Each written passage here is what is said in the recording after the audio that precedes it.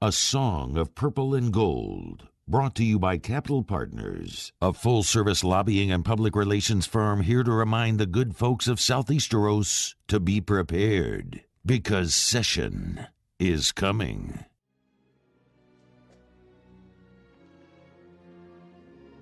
There it is. The golden boot shone brightly as the Swamp King wiped the sweat from his brow. The journey to the chamber in which it was housed had been treacherous. The Swamp King had to avoid rabid natives, booby traps, and dangerous mountain conditions, all to find the boot. And though it wasn't always pretty, this boot, this 150 pounds of unparalleled golden beauty, is exactly what he needs to reinvigorate his armies. The Swamp King snatches the trophy, breathes an audible sigh of relief.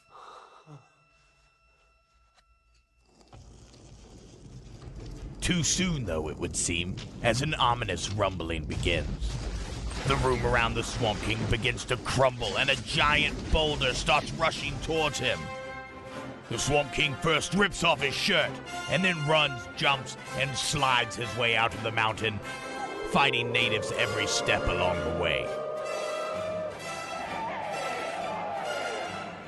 In the end, the Swamp King and his forces escape victorious, completing their mission by the hairs on their chinny chin.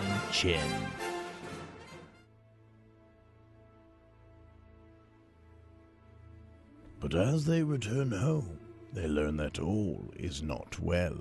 In the Swamp King's absence, Lady Moscona hath been traveling in the countryside, fomenting revolution and preaching against the Swamp King. In one of the greatest delusions of our age, Lady Moscona hath been able to parlay the frustration with the offensive capabilities of the king into full-on rebellion from the eunuchs and their ilk, the Negatigers. The Kingmaker has gone missing. Some say he is defending the back alleys of Baton Rouge, fending off the wise guys after Sir Brissette's infamous slide. Others say he has been seen tavern hopping with Lady Moscona herself, sipping the whiskey and wine late into the evening.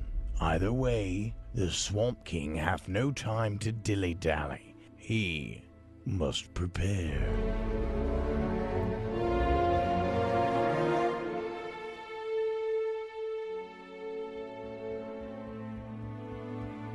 As the plague of the Negatigers spreads throughout the kingdom of Baton Rouge, the Swamp King seeks the aid of former members of the Tiger Army, the Flester brothers, Sirs Hester and Flynn, along with Sir Dick of House Dixon. Together we're the Three Amigos! Let's go! Brothers? Lovers? Friends? No one knows, but no one doubts their martial prowess or the devotion to the cast-iron throne.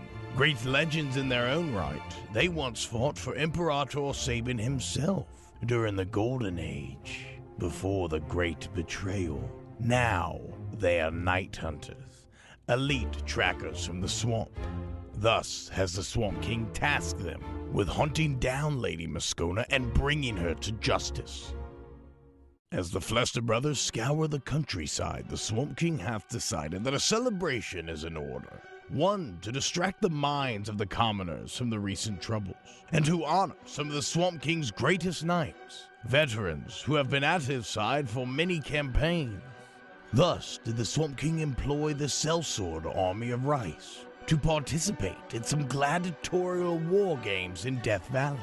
He instructed his command to ready the younger, greener, unseasoned squires, for this would be their chance to show their skills.